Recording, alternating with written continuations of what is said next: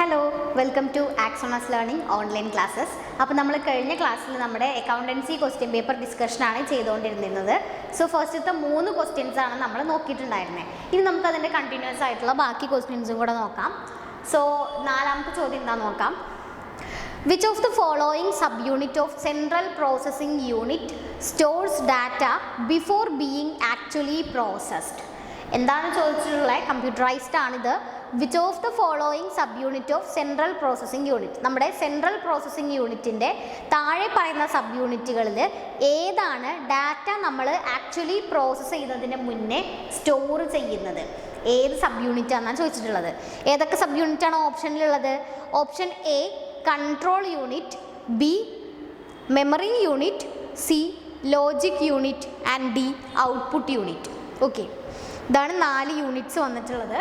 So question ചോദിച്ചിട്ടുള്ളത് എന്തായിരുന്നു? ഇതിൽ ഏതാണ് നമ്മുടെ ഡാറ്റ നമ്മൾ ആക്ച്വലി പ്രോസസ്സ് ചെയ്യുന്നതിന് മുന്നേ സ്റ്റോർ ചെയ്യുന്നതെന്നാണ്. സോ നമ്മൾ ആലോചിച്ചാൽ മതി, ഡാറ്റയാണ് സ്റ്റോർ ചെയ്യാണ്. അത് ഒരു ഹ്യൂമൻ ബീയിങ്ങിൻ്റെ കാര്യത്തിൽ, ഒരു മനുഷ്യരുടെ കാര്യത്തിൽ ആലോചിച്ചാൽ മതി, നമ്മൾ ബ്രെയിൻ അല്ലെങ്കിൽ മെമ്മറിയാണ്. So same in this case എന്താണ്? നമ്മുടെ മെമ്മറി യൂണിറ്റ് ആണത്. ഓക്കെ, മെമ്മറി യൂണിറ്റ് ആണ് നമ്മുടെ ആൻസർ വരുന്നത്. ഓക്കെ, സോ ഓപ്ഷൻ ബി ആണ് ആൻസർ. മെമ്മറി യൂണിറ്റ് ആണ്. So memory unit is the sub unit which stores data before being actually processed ആണ്. Actually നമ്മൾ ആ ഡാറ്റ പ്രോസസ്സ് ചെയ്യുന്നതിന് മുൻപ് തന്നെ ആ ഡാറ്റയെ നമ്മൾ കറക്റ്റായിട്ട് അല്ലെങ്കിൽ അതിൻ്റെ ഒരു ഫോമിൽ തന്നെ എന്ത് ചെയ്യുക, സ്റ്റോർ ചെയ്ത് വെക്കുന്ന നമ്മുടെ സെൻട്രൽ പ്രോസസ്സിംഗ് യൂണിറ്റിൻ്റെ ഒരു സബ് യൂണിറ്റ് എന്ന് പറയുന്ന യൂണിറ്റ് ഏതാണ്? എല്ലാം യൂണിറ്റ് ആയി പോയില്ലേ, നമ്മുടെ മെമ്മറി യൂണിറ്റ് ആണ് വരുന്നത്. ഓക്കെ, സോ നമ്മുടെ ആൻസർ എന്ന് പറയുന്നത് ഓപ്ഷൻ ബി ആണ്, മെമ്മറി യൂണിറ്റ്. 5th ക്വസ്റ്റ്യൻ നോക്കാം. Life membership fee received by not for profit organisation is shown as. നമ്മുടെ നോട്ട് ഫോർ പ്രോഫിറ്റ് ഓർഗനൈസേഷനിൽ അവർക്ക് കിട്ടുന്ന ഈ ലൈഫ് മെമ്പർഷിപ്പ് ഫീ എന്ന് പറയുന്ന ഒരു ഐറ്റം അതെങ്ങനെയാണ് നമ്മൾ കാണിക്കാറുള്ളത്, അല്ലെങ്കിൽ ഏത് അക്കൗണ്ടിൽ എങ്ങനെയൊക്കെയാണ് കാണിക്കാറുള്ളതെന്നാണ് ചോദിച്ചിട്ടുള്ളത്. Life membership fee options 4. ഫസ്റ്റത്തെ ഓപ്ഷൻ എന്താണ്?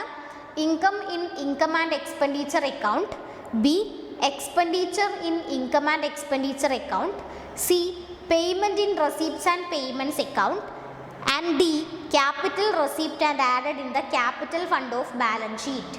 ഇതിലേതാണെന്നാണ് ചോദിച്ചിട്ടുള്ളത്. സോ ബിഫോർ ദാറ്റ്, എന്താണ് നോട്ട് ഫോർ പ്രോഫിറ്റ് ഓർഗനൈസേഷൻ? നമുക്കറിയാത്തൊരു ചാപ്റ്ററാണ്. What is a not for profit organisation? അതിൻ്റെ പേരിൽ തന്നെ ഉണ്ട്, ഈ ഓർഗനൈസേഷൻ അല്ലെങ്കിൽ ഈ ഒരു ഫേം എന്തിനു വേണ്ടിയിട്ടല്ല? Not for profit. പ്രോഫിറ്റ് അല്ല അവരുടെ മോട്ടീവ് അല്ലെങ്കിൽ അവരുടെ ഒബ്ജക്റ്റീവ്. അവരെന്താണ്? സർവീസ് റെൻഡറിങ് ആണ്, അല്ലെങ്കിൽ സർവീസ് മോട്ടീവാണ്. ഫോക്കസ് ചെയ്യുന്നത് സർവീസിനെയാണ് rather than profit. So that's why they are known as not for profit organisation. Okay, so ഇതിൽ നമുക്ക് നോക്കിയാൽ മനസ്സിലാവും, ലൈഫ് മെമ്പർഷിപ്പ് ഫീ എന്ന് പറയുന്നത് നമ്മുടെ ഈ നോട്ട് ഫോർ പ്രോഫിറ്റ് ഓർഗനൈസേഷനിൽ ഇങ്ങോട്ട് കിട്ടുന്നതാണ്. സോ അതെന്തായിട്ടാണ് നമ്മൾ ട്രീറ്റ് ചെയ്യുക, എങ്ങനെയാണ് അത് കാണിക്കുന്നത്, എങ്ങനെയാണ് റെക്കോർഡ് ചെയ്യുന്നത്? ഏതാണ് നമ്മുടെ ആൻസർ വരുന്നത്? ഇൻകം ആൻഡ് എക്സ്പെൻഡിച്ചർ അക്കൗണ്ടിൽ ഇൻകം ആയിട്ടാണോ കാണിക്കണേ, അതോ എക്സ്പെൻഡിച്ചർ ആയിട്ടാണോ, അതോ റെസിപ്റ്റ്സ് ആൻഡ് പേയ്മെൻറ്റ്സ് അക്കൗണ്ടിൽ പേയ്മെൻറ്റ് ആയിട്ടാണോ കാണിക്കുന്നത്? ദെൻ ഒരു ക്യാപിറ്റൽ റെസിപ്റ്റ് ആയിട്ട്, ഇതിലൊന്നും അല്ലാതെ ക്യാപിറ്റൽ റെസിപ്റ്റ് ആയിട്ട് നമ്മളത് ബാലൻസ് ഷീറ്റിലെ ക്യാപിറ്റൽ ഫണ്ടിലോട്ട് ആഡ് ചെയ്യുകയാണോ ചെയ്യുന്നത്? ഒന്ന് നമുക്ക് മനസ്സിലായി. ഈ ലൈഫ് മെമ്പർഷിപ്പ് ഫീ റിസീവ്ഡ് എന്ന് പറയുമ്പോൾ തന്നെ എന്താണ്? അവർക്ക് ഇങ്ങോട്ട് കിട്ടുന്നതാണ്, അതൊരു ഇൻകമാണ് അല്ലെങ്കിൽ ഒരു റെസിപ്റ്റ് ആണെന്ന് മനസ്സിലായല്ലോ. അതുകൊണ്ട് എന്തല്ല, അതൊരു പേയ്മെൻറ്റോ എക്സ്പെൻഡിച്ചറോ അല്ല എന്ന് മനസ്സിലായി. ഓക്കെ, അപ്പോൾ നമ്മുടെ ആൻസർ എന്ന് പറയുന്നത് എന്താണ്? ഓപ്ഷൻ ഡി ആണ്. It is A capital receipt and added in the capital fund of balance sheet ആണ്. അതൊരു ക്യാപിറ്റൽ റെസിപ്റ്റ് ആണ് ലൈഫ് മെമ്പർഷിപ്പ് ഫീ എന്ന് പറയുന്നത്. ക്യാപിറ്റൽ റെസിപ്റ്റും റവന്യൂ റെസിപ്റ്റും ഉണ്ട്. ക്യാപിറ്റൽ റെസിപ്റ്റ് എന്ന് പറഞ്ഞാൽ എന്താണ്? റിക്കറിങ് അല്ലാത്തതാണ്. ഇറ്റ് ഈസ് നോൺ റിക്കറിങ് ആണ്. ആൻഡ് അതെന്താ ചെയ്യുന്നത്? ക്യാപിറ്റൽ റെസിപ്റ്റ്സ്, നമ്മുടെ റവന്യൂ എന്ന് പറഞ്ഞാൽ റിക്കറിങ് ആണ്. അത് കിട്ടിക്കൊണ്ടിരിക്കുന്നത്, ലൈക്ക് നമുക്ക് എന്താ പറയുക, അതിങ്ങനെ നിരന്തരമായിട്ട് കിട്ടുന്ന കുറേയല്ലോ, സബ്സ്ക്രിപ്ഷൻ ലൈക്ക് അങ്ങനത്തെ കാര്യങ്ങൾ. സോ ക്യാപിറ്റൽ റെസിപ്റ്റ് ആണ് എന്ത്? നമ്മുടെ ഈ ലൈഫ് മെമ്പർഷിപ്പ് ഫീ. അതെന്ന് പറഞ്ഞാൽ നോൺ റിക്കറിങ് ഇൻ നേച്ചറാണ്, റിക്കറിങ് അല്ല. ദെൻ എന്താണ് which is added in the capital fund of balance sheet ആണ്. ബാലൻസ് ഷീറ്റിലെ ക്യാപിറ്റൽ ഫണ്ടിലോട്ട് നമ്മളത് ആഡ് ചെയ്യും. കാരണം എന്താണ്, ഈ നോൺ റിക്കറിങ് ആയിട്ടുള്ള, അതുകൊണ്ടാണ് അത് ക്യാപിറ്റൽ റെസിപ്റ്റ് ആവുന്നത്. സോ ഈ ക്യാപിറ്റൽ റെസിപ്റ്റ് എന്തും കൂടെ ചെയ്യുന്നുണ്ട്, നമ്മുടെ ക്യാപിറ്റൽ ഫേമിൻ്റെ ക്യാപിറ്റലിനെ ഇൻക്രീസ് ചെയ്യാനും ഹെൽപ്പ് ചെയ്യുന്നുണ്ട്. ഓക്കെ, അതുകൊണ്ട് തന്നെ ഇതെന്താണ്, ഒരു ക്യാപിറ്റൽ റെസിപ്റ്റ് ആണ് and which is added to the capital fund in the balance sheet. Okay, ബാക്കിയുള്ളതൊന്ന് എന്തുകൊണ്ടല്ലാന്ന് മനസ്സിലായല്ലോ അല്ലേ. റവന്യൂ ഐറ്റംസ് ആണെങ്കിൽ നമ്മൾ ഇൻകം ആൻഡ് എക്സ്പെൻഡിച്ചറിൽ കൊടുക്കുള്ളൂ. ദെൻ ഇവിടെ എന്താണ്, ഇൻകം ആൻഡ് എക്സ്പെൻഡിച്ചർ അല്ല ഓൾറെഡി, അതുപോലെ പേയ്മെൻറ്റും അല്ല. ഓക്കെ, മനസ്സിലായല്ലോ അല്ലേ. ഇതാണ് നമ്മുടെ 5th ക്വസ്റ്റ്യൻ്റെ answer. Option D, capital life membership fee is a capital receipt and added in the capital fund of balance sheet. Okay ആണല്ലോ. നെക്സ്റ്റ് ക്വസ്റ്റ്യൻ നോക്കാം നമുക്ക്. 6th ക്വസ്റ്റ്യൻ ആണ്. Balance of provision for doubtful ഡെപ്റ്റ് as on 1st April 2023 was 2500. Bad debts during the year were 600 rupees. A provision for doubtful debts is to be credited at 5% on debtors of rupees 20,000. Provision for doubtful debts credited to P&L account will be. എന്താണ് നമ്മുടെ ഓപ്ഷൻസിൽ വന്നിട്ടുള്ളത്? Option A 800, B 1000 rupees, C 1200 and D 900. ഇതാണ് നമ്മുടെ options വന്നിട്ടുള്ളത്. എന്താണ് question നോക്കാം. എന്തായിരുന്നു question? നമ്മളോട് ചോദിച്ചിട്ടുള്ളത്, നമ്മൾ പ്രോഫിറ്റ് ആൻഡ് ലോസ് അക്കൗണ്ടിൽ പ്രൊവിഷൻ ഫോർ ഡൗട്ട്ഫുൾ ഡെപ്റ്റ്സ് എന്ന് പറഞ്ഞിട്ട് കാണിക്കുന്ന എമൗണ്ട് എത്രയെന്നാണ് ചോദിച്ചിട്ടുള്ളത്. അത്രയേ ഉള്ളൂ. അത് നമ്മൾ കാണണം. സോ നമുക്ക് എന്തൊക്കെ തന്നിട്ടുണ്ട്? ഒന്ന് ഓപ്പണിംഗ് ഓപ്പണിംഗ് പ്രൊവിഷനാണ്. Opening provision for doubtful debts എത്രയാണ്? 1st April എന്ന് പറയുമ്പോൾ അതെന്താണത്? ഓപ്പണിംഗ് ആണെന്ന് മനസ്സിലാക്കണം. 2500 rupees ആണ് എന്ത്, നമ്മുടെ ഓപ്പണിംഗ് പ്രൊവിഷൻ അല്ലെങ്കിൽ ഓൾഡ് പ്രൊവിഷൻ എന്ന് പറയാം, പഴയതാണ്. Okay, then bad debts during the year. നമ്മുടെ ഇപ്പോഴത്തെ ഡ്യൂറിങ് ദ ഇയറിലുള്ള ബാഡ് ഡെപ്റ്റ്സ് എത്രയാണ്? നമ്മൾ ഓൾറെഡി പ്രൊവിഷൻ കീപ്പ് ചെയ്തിട്ടുള്ളത് 2500 ആണ്. ദെൻ ഈ വർഷത്തിലെ bad debts during the year എന്താണ്? 600 rupees ആണ്. Then provision for doubtful debts is to be credited 5% on debtors of rupees 20,000. പിന്നെ നമ്മുടെ അടുത്ത് പറഞ്ഞിട്ടുള്ളത് നമ്മുടെ ഇപ്പോഴത്തെ റിക്വയർഡ് പ്രൊവിഷൻ എന്ന് പറയുന്നത് 5% ഓൺ ഡെപ്റ്റേഴ്സ് ആണ്. ഡെപ്റ്റേഴ്സിൻ്റെ 5% ആണ് ഇപ്പോൾ ഉള്ള നമ്മൾ പ്രൊവിഷൻ കൊടുക്കേണ്ടത് എത്രയാണ്? ഇപ്പോൾ നിലവിൽ നമ്മൾ പ്രസൻ്റ്ലി അല്ലെങ്കിൽ കറൻ്റ്ലി നമ്മൾ ഡെപ്റ്റേഴ്സിൻ്റെ 5% ആണ് പ്രൊവിഷൻ കൊടുക്കേണ്ടത്. ഇവിടെ ഡെപ്റ്റേഴ്സ് എന്ന് പറയുന്നത് എത്രയാണ്? 20,000 rupees ആണ്. അപ്പോൾ 20,000 rupeesൻ്റെ 5% ആണ് എന്ത്, നമ്മൾ പ്രൊവിഷൻ അല്ലെങ്കിൽ ന്യൂ പ്രൊവിഷൻ എന്ന് പറയാം, അല്ലെങ്കിൽ എന്താണ് നമ്മുടെ റിക്വയർഡ് പ്രൊവിഷൻ എന്ന് പറയുന്നത്. സോ 20,000ൻ്റെ 5% എന്ന് പറഞ്ഞാൽ എത്ര വരും? 20,000ൻ്റെ 10% എന്ന് പറഞ്ഞാൽ എത്രയായി? 2,000 ആയി. ദെൻ 10% 2,000 ആവുമ്പോൾ 5% എന്ന് പറയുമ്പോൾ അതിൻ്റെ ഹാഫ് 1,000 rupees. സോ 20,000ൻ്റെ 5% ആണ് നമ്മുടെ റിക്വയർഡ് പ്രൊവിഷൻ, ഇപ്പോഴത്തെ പ്രൊവിഷൻ ഡൗട്ട്ഫുൾ ഡെപ്റ്റ്സിനുള്ളത് അല്ലെങ്കിൽ ബാഡ് ഡെപ്റ്റിനുള്ളത്. സോ 1,000 rupees ആണ് റിക്വയർഡ് പ്രൊവിഷൻ. അതവിടെ നിൽക്കട്ടെ ഒരു സൈഡിൽ. ഓക്കെ, ദെൻ പിന്നെന്താണ് നമ്മുടെ ഓൾഡ് പ്രൊവിഷൻ എന്ന് പറയുന്നത് 2,500 ആണ്. ദെൻ നമ്മുടെ ബാഡ് ഡെപ്റ്റ്സ് എത്ര വരുന്നുണ്ട്? 600 ഉണ്ട്. നമ്മുടെ ഓൾഡ് പ്രൊവിഷനിൽ നിന്ന് ഈ ബാഡ് ഡെപ്റ്റ് 600, അതായത് 2,500ൽ നിന്നും ഈ 600 നമ്മൾ എന്ത് ചെയ്യണം? മൈനസ് ചെയ്യണം. ഓക്കെ, അങ്ങനെ മൈനസ് ചെയ്യുമ്പോൾ നമുക്ക് എത്ര കിട്ടും? 2,500 old provision minus bad debts during the year 600. 2,500 minus 600 എത്ര കിട്ടും? 2,500ൽ നിന്ന് 600 പോയ എത്രയാ?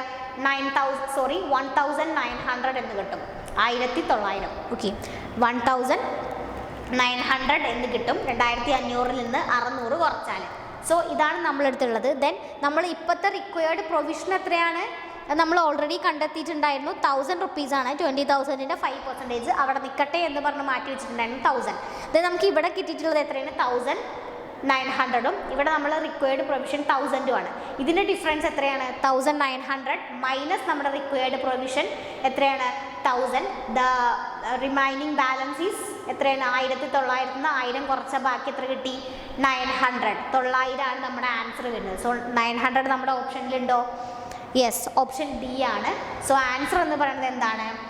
ഓപ്ഷൻ ഡി 900 എന്ന് പറയുന്നതാണ്. ഓക്കെ, എന്താണ് അപ്പോൾ മനസ്സിലായല്ലോ. നമ്മൾ ഇങ്ങനൊരു ക്വസ്റ്റ്യൻ വരുമ്പോൾ ഫസ്റ്റ് എന്താണ് നമ്മുടെ റിക്വയർഡ് പ്രൊവിഷൻ ആദ്യം അവിടെ കണ്ടവിടെ വെക്കുക. നമുക്കിപ്പോൾ വേണ്ടത് എന്താണെന്നുള്ളത്. ദെൻ ഓൾഡ് പ്രൊവിഷനിൽ നിന്ന് ബാഡ് ഡെപ്റ്റ് കുറയ്ക്കുക.